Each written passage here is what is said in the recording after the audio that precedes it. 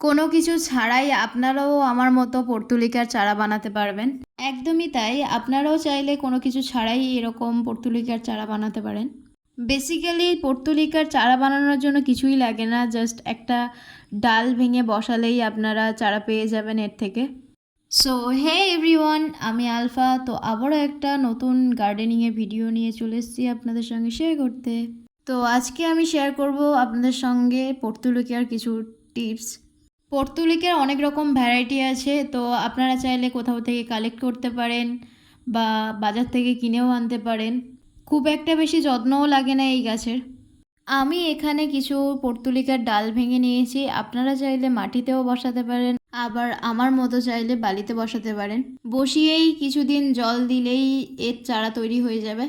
তবে বছরে একবার হলেও আপনাদেরকে এই গাছের রিপোর্টিং করতেই হবে। গরমের সময় এই ফুল বেশি ভালো ফোটে, তবে এই গাছে ডেলি জল দেওয়ার চেষ্টা করবেন আপনারা।